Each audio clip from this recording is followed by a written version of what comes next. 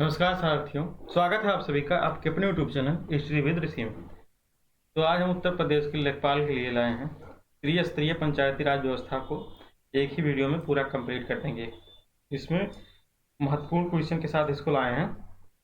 इसी जितने भी क्वेश्चन लाए हैं इसमें त्रिस्तरीय पंचायती राज व्यवस्था को हम खत्म कर देंगे। इसमें से 2-3 क्वेश्चन आएंगे ही आएंगे लेखपाल में, इसीलिए इसको हम लाए हैं।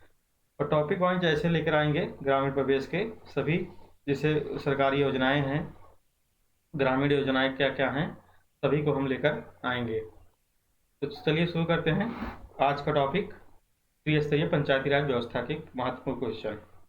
तो देखते हैं पहला क्वेश्चन। ग्राम शब्द किस साहित्य से लिया गया है? ग्राम शब्द जो है किस साहित्य से लिया गया है?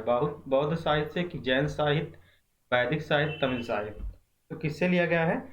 ये वैदिक साहित्य से लिया गया है। ग्राम शब्द वैदिक साहित्य से लिया गया है। और ये वैदिक साहित्य से लिया गया है ग्राम। तो ये वैदिक साहित्य में गांव की प्रार्थना, गांव की समृद्धि की प्रार्थना के लिए इसका उल्लेख किया गया है। वैदिक साहित्य में गांव की समृद्धि, इसमें समृद्धि की प्रार्थना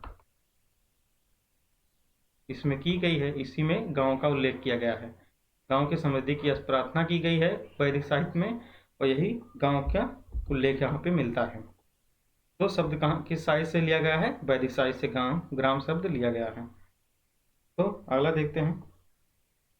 नेक्स्ट क्वेश्चन है, भारत में ग्राम पंचायतों की संख्या है गैर आबादी वाले गांव से अधिक है कि गैर आबादी वाले गांव से कम है, गैर आबादी वाले गांव के बराबर है कि आबादी वाले गांव के बराबर है? तो गैर आबादी वाले गांव से अधिक है। भारत में ग्राम पंचायतों की संख्या गैर आबादी वाले गांव से अधिक है, ग्राम पंचायतों की संख्या। तो राइट आंसर पहला है। और ग्राम पंचायतों की संख्या कितना है भारत में? भारत में ग्राम पंचायत की संख्या कितनी है?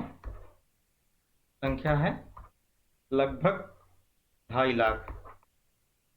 2.5 लाख से अधिक ही है। 2.5 लाख से अधिक ग्राम पंचायत की संख्या है पूरे भारत में। तो पहला आंसर इसका है पहला। और 243 संविधान के आर्टिकल 243 बी में इसका उल्लेख है ग्राम शब्द का। ग्राम सभा शब्द का इसका उल्लेख किया गया है। 243 ग्राम सभा शब्द का उल्लेख किया गया है 243 बी में। तो आगे देखते हैं अगला क्वेश्चन। भारत में ग्राम पंचायतों की कुल संख्या कितनी है? ग्राम पंचायतों की भारत में कुल संख्या कितनी है? तो 266,358 की ये तीसरा की चौथा, तो 266,358 मतलब 26 लाख और 1 सेकेंड सही है? हाँ सही है, ये पहला वाला सही है आंसर। 266,358 इतने गांव वो ग्राम पंचायत पूरे भारत में स्थित है। आगे देखते हैं। तो पंचायती राज व्यवस्था कब से शुरू हुआ है? एक सेकंड। पंचायती राज व्यवस्था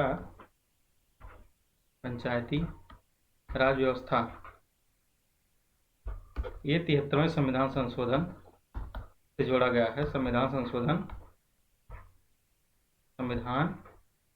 संशोधन 1992 से इसको जोड़ा गया है।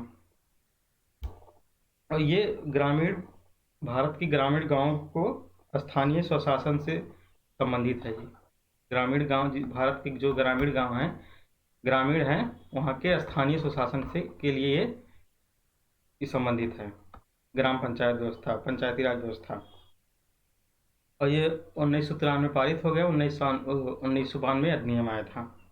और पंचायती राज प्रणाली के तीन स्तर होते हैं। इसके 3 स्तर हैं पंचायती राज प्रणाली के। इसके 3 स्तर हैं। कौन कौन से हैं? ये ग्राम स्तर पे है ग्राम पंचायत पहला, ग्राम पंचायत ये ग्राम स्तर पर, ग्राम स्तर पर। और दूसरा है मंडल परिषद, मंडल परिषद इसे कहते हैं, इसी को क्या कहते हैं, इसी को या ब्लॉक समिति कहते हैं, ब्लॉक समिति कहते हैं, और इसी को पंचायत समिति भी कह सकते हैं, दूसरे वाले को पंचायत समिति।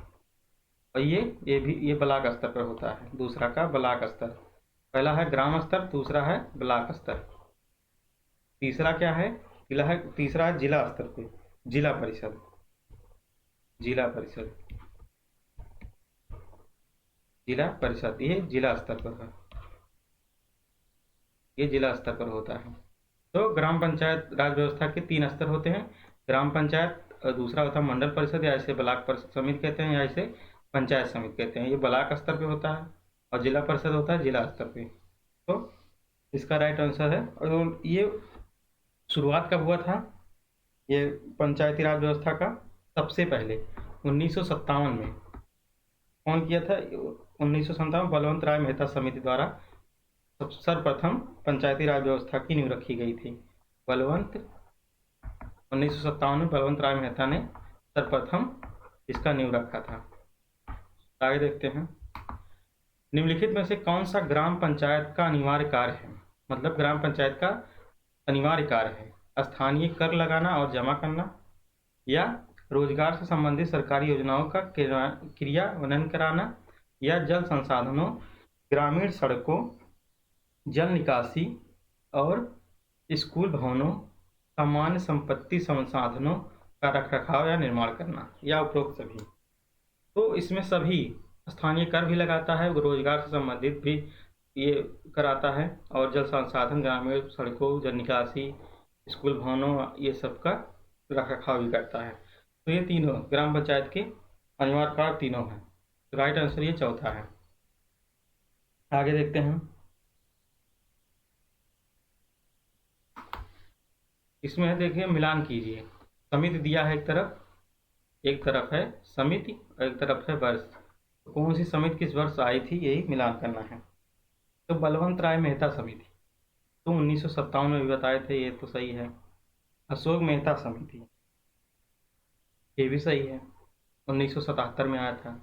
हनुमंत राज समिति ये कब आया था, ये भी सही है, 1983 में।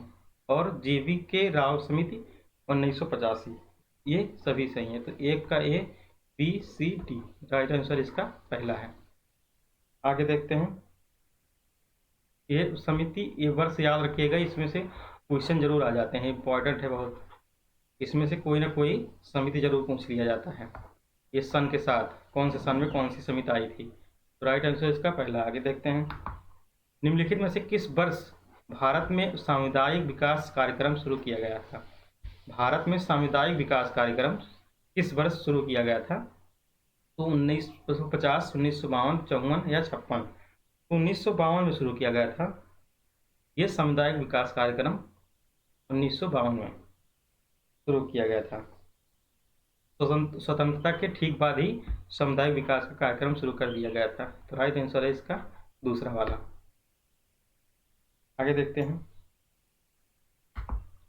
शिवाजी के समय में निम्नलिखित में से किसने ग्राम प्रधान के रूप में कार्य किया था। शिवाजी के समय में किसने ग्राम प्रधान के रूप में कार्य किया था। सुमंत, मतलब ग्राम प्रधान के रूप में, जो उसका नाम ग्राम प्रधान, इस समय जो ग्राम प्रधान कहा जाता है उस समय क्या नाम, सुमंत, कुलकर्णी, पाटिल या अमात्य। तो पाटिल थे, इन्हीं ने ग्राम प्रधान के रूप में कार्य किया था, पाटिल ने। तो राइट आंसर, शिवाजी के समय पाटिल ग्राम प्रधान के रूप में कार्य किए थे, और शिवाजी के समय में ग्रामीण प्रशासन में काफ़ी सुधार हुआ था। तो ये जो कुलकर्णी है ये लिपिक थे, एक लिपिक थे जो मुख्यतः ब्राह्मण थे, ये ब्राह्मण थे कुलकर्णी। और पाटिल ग्राम प्रधान के रूप में कार्य किए थे शिवाजी के समय। तो राइट आंसर है पहला, वो तीसरा। वहाँ के पेशवा को कहते थे प्रधानमंत्री, जो आज प्रधानमंत्री, ये सामान्य प्रशासन की देख रेख के लिए कार्य करते थे, पेशवा जो वहाँ के होते थे। तो आगे देखते हैं, निम्नलिखित में से कौन सा भारत में मध्यकाल में पंचायत राज के कमजोर होने का कारण था? भारत में मध्यकाल के समय पंचायत राज का कमजोर होने का कारण कौन सा था? इसमें से शहरों पर ज़्यादा ध्यान दे रहे, या जमींदार को बढ़ावा देना, या जागीरदारी व्यवस्था को बढ़ावा देना। तो इसमें से जो शहरों को ज़्यादा ध्यान देंगे तो भी पंचायती राज व्यवस्था कमज़ोर होगा, जमींदारी बढ़ावा देंगे तब भी पंचायती राज व्यवस्था कमज़ोर होगा, और जागीरदारी व्यवस्था से भी कमज़ोर होगा। तो राइट आंसर चौथा ही है, और इससे तीनों से कमज़ोर ही होगा पंचायती राज व्यवस्था। तो राइट आंसर चौथा है, उपरोक्त सभी। आगे देखते हैं, वैदिक काल में ग्रामीण प्रशासन का प्रमुख अधिकारी कौन था? ग्रामीण प्रशासन का वैदिक काल में ग्रामीण प्रशासन का प्रमुख अधिकारी कौन था? ग्रामीणी था, या ग्राम रक्षक था, ग्रामपति था, या ग्रामीण था? तो ग्रामीणी था। वैदिक काल में ग्रामीण प्रशासन का प्रमुख अधिकारी ग्रामीणी था। और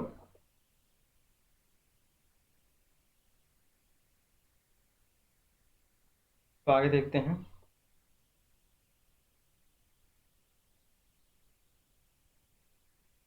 आगे पहला इसका राइट आंसर है, पंचायती राज दिवस कब मनाया जाता है? पंचायती राज दिवस कब मनाया जाता है? 26 नवंबर, 24 अप्रैल, 2 अक्टूबर, 15 जून। तो 24 अप्रैल को ही मनाया जाता है पंचायती राज दिवस। पंचायती राज दिवस मनाया जाता है दिवस 24 अप्रैल को। तो राइट आंसर दूसरा है। तो 24 अप्रैल को ये प्रधानमंत्री जब वो थे, मनमोहन सिंह थे, तो उन्होंने घोषित किया था 24 अप्रैल, पहला ये पंचायती राज दिवस कब घोषित किया गया था? 24 अप्रैल 2010 को। इसने किया था पीएमओ, जो मनमोहन सिंह थे उस समय के, तो उन्होंने ये घोषित किया था 2010 में, पहला पंचायती राज दिवस मनाया गया था 2010 में 24 अप्रैल को। आगे देखते हैं,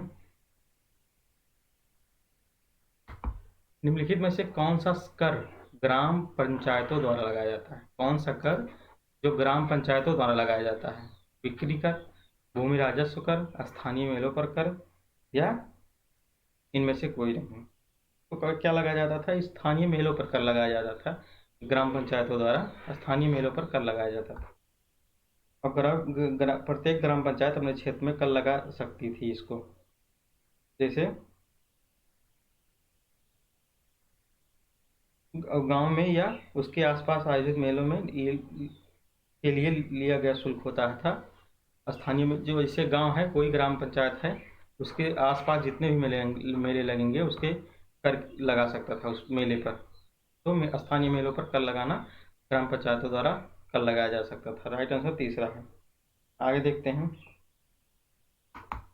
राज्य वित्त आयोग एक है, राज्य वित्त आयोग एक है, क्या है? कानूनी निकाय, गैर संवैधानिक निकाय, या संवैधानिक निकाय, या इनमें से कोई नहीं? तो क्या है? राज्य वित्त आयोग क्या है? संवैधानिक निकाय है। तो राइट आंसर तीसरा है, क्योंकि यह 73वें संविधान संशोधन द्वारा जोड़ा गया था। और ये आर्टिकल, राज्य वित्त आयोग किस आर्टिकल में है? 243, आर्टिकल 243 में राज्य वित्त आयोग। आगे देखते हैं, पंचायती राज प्रणाली का मूल उद्देश्य निम्नलिखित में से कौन सा सुनिश्चित करना है? पंचायती राज प्रणाली का मूल उद्देश्य निम्नलिखित में से क्या सुनिश्चित करना है? विकास में लोगों की भागीदारी, या राजनीति जवाबदेही, या लोकतांत्रिक विकेंद्रीकरण, या वित्तीय जुटाना? तो लोकतांत्रिक विकेंद्रीकरण ही पंचायती राज प्रणाली का मूल उद्देश्य होता है, लोकतांत्रिक विकेंद्रीकरण। तो राइट आंसर तीसरा है, तीसरा। तो ये पंचायती राज व्यवस्था, एक बात जान लीजिए, पंचायती राज व्यवस्था जो है, एक मिनट, पंचायती राज व्यवस्था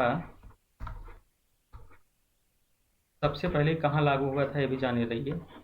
सबसे पहले कौन नींव रखा था? बलवंत राय मेहता 1957 में रखे थे। लेकिन ये जानिए लागू कहाँ हुआ सबसे पहले? तो लागू हुआ राजस्थान के नागौर जिले में। सबसे पहले लागू राजस्थान के नागौर जिले में। और कब हुआ था? ये हुआ था 2 अक्टूबर 1959 को। 2 अक्टूबर 1959 को 59 को ये लागू हुआ था। राजस्थान के नागौर में सर्वप्रथम पंचायती राज व्यवस्था लागू हुआ। आगे देखते हैं। निम्नलिखित में से कौन जम्मू और कश्मीर की स्तरीय पंचायती राज संरचना के तहत एक नया निकाय होगा? जिला विकास परिषद, डीडीसी या हल्का पंचायत, प्रखंड विकास परिषद या इनमें से कोई नहीं? तो जिला विकास परिषद ये नया जम्मू कश्मीर में त्रिस्तरीय पंचायत राज संरचना के तहत नया निकाय होगा, जिला विकास परिषद। और ये 370 जब जम्मू कश्मीर से हटा दिया गया तब से ये लागू होगा, जिला विकास परिषद। राइट आंसर इसका पहला है। आगे देखते हैं। संविधान के किस अनुच्छेद में जिला नियोजन समिति का उल्लेख है? संविधान के किस आर्टिकल में या अनुच्छेद में जिला नियोजन समिति का उल्लेख है? 243 जे या 243 ZD या ZF ZB? तो किसमें इसका उल्लेख है? जिला नियोजन समिति का उल्लेख है 243 ZD में। तो राइट आंसर इसका दूसरा है। और ZA में क्या है? नगर पालिकाओं के चुनाव। नगर पालिकाओं के चुनाव ये 243 ZA में है। और ZF में क्या है? 243 ZF में इसमें है मौजूदा कानूनों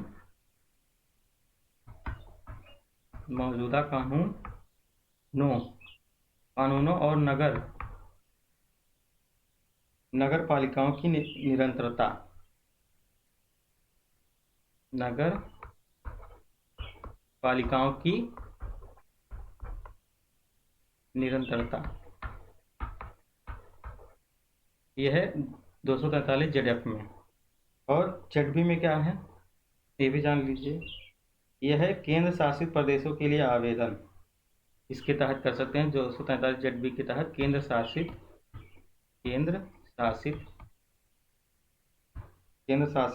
प्रदेशों के लिए आवेदन इसके तहत कर सकते हैं। तो इसका राइट आंसर दूसरा है, जिला नियोजन समिति 243 ZD में है। ZA में क्या है? 243 नगर पालिकाओं के चुनाव। और 243 ZF में मौजूदा कानूनों और नगर पालिकाओं की निरंतरता। ZB में क्या है? केंद्र शासित प्रदेशों के लिए आवेदन। आगे देखते हैं। निम्नलिखित में से कौन सा जिला पंचायत के सदस्यों में शामिल है? निम्नलिखित में से कौन जिला पंचायत के सदस्यों में शामिल है? विधानसभा के सदस्य, विधान परिषद के सदस्य या लोकसभा के सदस्य या उपरोक्त सभी? तो इसमें सभी इसमें शामिल होते हैं जिला पंचायत के सदस्यों में। इसमें विधानसभा के सदस्य भी, विधान परिषद के सदस्य भी, लोकसभा के सदस्य भी शामिल होते हैं। आगे देखते हैं। निम्नलिखित में से कौन सी ग्राम पंचायत समिति है? शिक्षा समिति, मतलब इसमें देखना कौन सा ग्राम पंचायत समिति है। तो स्वास्थ्य समिति, जल प्रबंधक, उपरोक्त सभी ये तीनों ग्राम पंचायत समिति के अंतर्गत आते हैं। शिक्षा समिति, स्वास्थ्य समिति या जल प्रबंधक। और इसका प्रशासनिक समिति भी आता है, प्रशासनिक समिति, योजना समिति भी। ये सब ग्राम पंचायत समितियां हैं। आगे देखते हैं। ग्राम पंचायत के महीने में कितनी बार बैठक होती है? ग्राम पंचायत की महीने में कितनी बार बैठक होती है? 1 बार, 2 बार, 3 बार, 4 बार? तो 1 बार होता है महीने में। एक ग्राम पंचायत का बैठक 1 महीने में 1 बार होता है। तो राइट आंसर इसका पहला है। और ग्राम पंचायत में कम से कम 7 सदस्य होते हैं। कम से कम 7 सदस्य और ज़्यादा से ज़्यादा 31 सदस्य। आगे देखते हैं, गांव के वार्डों से चुने गए गांव में कितने सदस्य होते हैं? 5 से 20, 7 से 17, 10 से 20, 5 से 9। तो 7 से 17 गांव के वार्डों से चुने गए जो सदस्य होते हैं 7 से 17 हो सकते हैं। राइट आंसर दूसरा है। आगे देखते हैं, उत्तर प्रदेश में ग्राम सभा की सालाना कितनी बैठक अनिवार्य है? मतलब ग्राम सभा की सालाना में कितनी बैठकें अनिवार्य हैं? 1, 2, 3, 6। तो 2 बैठकें अनिवार्य हैं। ग्राम सभा की सालाना में 2 बैठकें अनिवार्य हैं उत्तर प्रदेश में। ये उत्तर प्रदेश का बता रहा हूँ। राइट आंसर है ये दूसरा वाला। आगे देखते हैं, इसमें से कुछ जैसे दिवस बहुत महत्वपूर्ण बातें हैं। गणतंत्र दिवस 26 जनवरी, श्रम दिवस एक आता है, श्रम दिवस पूछ लेते हैं। इसमें श्रम दिवस मनाया जाता है 1 मई को, इसको याद रखिएगा, 1 मई को श्रम दिवस मनाया जाता है। आगे देखते हैं, उत्तर प्रदेश में पंचायत क्षेत्र के गठन का प्रावधान कितनी जनसंख्या पर है? उत्तर प्रदेश में पंचायत क्षेत्र के गठन का प्रावधान कितनी जनसंख्या पर है? ग्राम पंचायत क्षेत्र का गठन प्रावधान कितनी जनसंख्या पर है? 500, 1000, 2500, 5000। तो 1000 पे है। 1000 पे ग्राम क्षेत्र के गठन का प्रावधान जनसंख्या का मतलब ग्राम पंचायत अगर 1000 जनसंख्या है किसी गांव का तो वहाँ पे ग्राम पंचायत क्षेत्र गठन का प्रावधान है। तो राइट आंसर दूसरा है। आगे देखते हैं, ये सामग्री मतलब ये क्या है? आर्टिकल है और ये है विषय वस्तु। इसमें क्या क्या है ये मिलान करना है, सही कूट ज्ञान कीजिए। तो मिलाएं क्या क्या है? तो 243 ग्राम पंचायतों की अवधि और इसी तरह। तो पहला ये सही है, ग्राम पंचायत के लिए 243 जी में 247 जी ये है पंचायत की शक्तियों, अधिकार और जिम्मेदारियां, ये भी सही है 243 जी। 243 है वित्तीय स्थिति की समीक्षा के लिए वित्त आयोग का गठन, ये भी सही है, ये भी मिलान सही है। 243 के ग्राम पंचायतों के चुनाव से संबंधित है, सही है। तो राइट आंसर क्या है? सब एक का ए, बी 2, सी 3 का सी, 4 का डी। तो राइट आंसर पहला ही है। ये इसको भी याद रखिएगा, इसमें जितने भी ये आर्टिकल दिए गए हैं इसमें से आ सकते हैं, ये महत्वपूर्ण है। आगे देखते हैं, भारत में उत्तर प्रदेश राज्य ने अपनाई डैश अपनाई, क्या अपनाई? पंचायतों की त्रिस्तरीय व्यवस्था अपनाई, कि पंचायतों की 2 स्तरीय व्यवस्था अपनाई, या पंचायतों की 4 स्तरीय या 5 स्तरीय। तो कौन सी त्रिस्तरीय भी हम बताए थे, पंचायतों की त्रिस्तरीय व्यवस्था उत्तर प्रदेश में अपनाई गई है। तो राइट आंसर पहला है। त्रिस्तरीय में कौन कौन अभी बताए थे? ग्राम पंचायत होता है, ग्राम पंचायत या ब्लॉक समिति दूसरा होता है, ब्लॉक समिति, ये इसी को मंडल समिति कहते हैं, ये ब्लॉक स्तर पे होता है, और जिला परिषद ये जिला स्तर पे। ये 3 हैं त्रिस्तरीय व्यवस्था जिला परिषद, 1, 2 और 3। राइट आंसर है पहला, 3 स्तरीय व्यवस्था पंचायतों की त्रिस्तरीय व्यवस्था उत्तर प्रदेश में अपनाई गई है। भारतीय संविधान निम्नलिखित में से कौन सा अनुच्छेद राज्य के लिए राज्य वित्त आयोग से संबंधित है? ये भी बात हुई थी, 243 आई, 243 से 243 डी, या अभी 200 अब इसके मिलान वाला आया था ना, राज्य वित्त आयोग से संबंधित है 243 से आई, राज्य वित्त आयोग 243 आई से संबंधित है यह आर्टिकल। तो आगे देखते हैं, भारत में निम्नलिखित में से कौन सा कर पंचायतों द्वारा वसूल किया जाता है? कृषि भूमि पर विशिष्ट उद्देश्यों के लिए कर, या ग्राम पंचायत द्वारा निर्धारित, या गांव में उसके आसपास लगने वाले मेलों की, या उपरोक्त सभी? उपरोक्त सभी पंचायतों द्वारा कर वसूला जाता है, सब पे वसूला जाता है। राइट आंसर चौथा है। और भी कर है, जैसे गृह कर है, व्यवसाय कर, वाहन कर, जल कर, ये सब हैं। ये सब भी वसूले जाते हैं पंचायतों द्वारा। आगे देखते हैं। राइट आंसर इसका चौथा है। ये मिलान करने वाला फिर से आ गया। इसमें भी आर्टिकल दिए गए हैं, ये इसके जो आर्टिकल में जो हैं वो दिए गए हैं। वस्तु, विषय वस्तु। तो 243 में क्या है, ए में ग्राम सभा, ये भी सही है, मिलान सब सामने ही सामने है। 243 बी में क्या है, ग्राम पंचायतों का गठन, ये भी सही है। और 243 सी में है ग्राम पंचायतों की संरचना, ये सी। और 243 डी में है सीटों का आरक्षण। तो कौन सा है, ए का ए पहला, 2 का बी, ये 2 का बी हो गया, और 3 का डी, 3 का डी, हाँ ये सही है, 4 का सी। तो राइट आंसर ये पहला। ये भी इंपॉर्टेंट है, इसको याद रखिएगा। ये भी क्वेश्चन इसमें से चारों में से या तो वन लाइनर पूछ लेंगे या तो ऐसे मिलान करने को देंगे। तो ये ग्राम सभा का उल्लेख है 243 ए में। पंचायतों का गठन है 243 बी में, और सीटों का आरक्षण है 243 डी में। ये पंचायतों और सीटों का आरक्षण, और 243 सी में है पंचायतों की संरचना। तो आगे देखते हैं। ये भी है मिलान करने वाला। इसमें क्या है, जीबी के राव समिति द्वारा क्या लाया गया था, अनुशंसा क्या किया गया था। जिला परिषद भारत की पंचायती राज व्यवस्था में प्रमुख निकाय होनी चाहिए, ये जीबी के राव समिति द्वारा बताया गया था।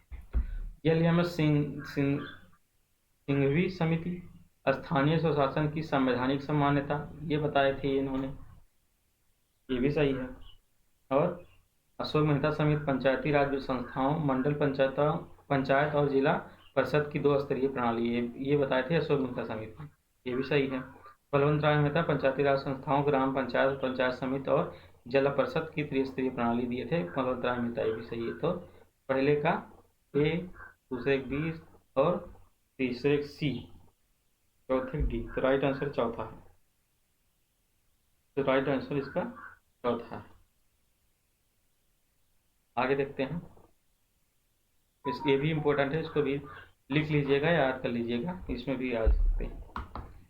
निम्नलिखित में से किससे भारत में स्थानीय सरकार का मैग्ना कार्टा कहा जाता है, ये बहुत इंपॉर्टेंट है। इसे भारत में स्थानीय सरकार का मैग्ना कार्टा कहा जाता है, तो इसको इम्पोर्टेंट है, लिख लीजिए। मेयो प्रस्ताव, लिटन प्रस्ताव, रिपन प्रस्ताव, डलहौजी प्रस्ताव। तो रिपन प्रस्ताव को कहा जाता है, रिपन प्रस्ताव को कहा जाता है क्या, मैग्ना कार्टा, सरकार का, स्थानीय सरकार का मैग्ना कार्टा कहा जाता है। अब ये 1882 में रिपन का प्रस्ताव आया था, 1882 में। मेयो का प्रस्ताव कब आया था, 1870 में आया था, 1870। लिटन का 1877 में। तो राइट आंसर ये है, रिपन के प्रस्ताव को क्या कहा जाता है, स्थानीय सरकार का मैग्ना कार्टा। अगला देखते हैं। मणिपुर और नागालैंड में पंचायत के बजाय कौन सा निकाय कार्य करता है, मणिपुर और नागालैंड में, इसको याद रखिएगा, ये भी क्वेश्चन आ सकते हैं। मणिपुर और नागालैंड में पंचायत के बजाय कौन सा निकाय कार्य करता है। तो स्वायत्त जिला परिषद, विशेष क्षेत्र विकास बोर्ड, या स्थानीय विकास बोर्ड, या जिला परिषद। तो स्वायत्त जिला परिषद इसमें काम करता है, मणिपुर और नागालैंड में।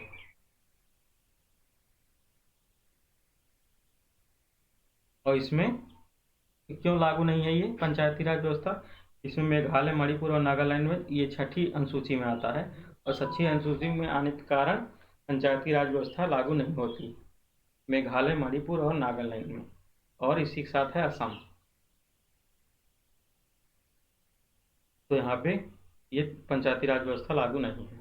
आगे देखते हैं। यहाँ पे स्वायत्त जिला परिषद लागू होता है। भारत में पंचायती राज संस्थाओं की शक्तियों में से कौन सही नहीं है, भारत में पंचायती राज संस्थाओं की शक्तियों में से कौन सी सही नहीं, कौन शक्ति सही नहीं है इसमें। तो क्या नहीं कर सकता पंचायती राज संस्था, कानून सुधारों का कार्यान्वयन, न्यायिक समीक्षा, गरीबी उन्मूलन कार्यक्रमों का कार्यान्वयन, या स्थानीय कल्याण कार्यक्रम। तो गरीबी न्याय समीक्षा नहीं कर सकता पंचायती राज संस्थाएं। तो राइट आंसर इसका दूसरा है। आगे देखते हैं। बस ये त्रिस्तरीय पंचायती राज व्यवस्था इसमें कंप्लीट कर दिए हैं। इससे ज़्यादा इससे बाहर कोई क्वेश्चन इसमें नहीं आएगा। इसमें से 2 से 3 क्वेश्चन आपके लेखपाल में आ सकते हैं, और इसके लिए और भी आएंगे सरकारी योजनाएं जो होती हैं, और टॉपिक वाइज हम जितने भी इसमें लेखपाल में आएगा सभी करंट से इंक्लूडेड लेकर आएंगे। तो आज के लिए बस इतना ही। वीडियो अच्छी लगी हो तो लाइक करिएगा, दोस्तों में शेयर करिएगा, और नए चैनल पर नए हैं सब्सक्राइब कर दीजिएगा। तो बस आज के लिए बस इतना ही। धन्यवाद।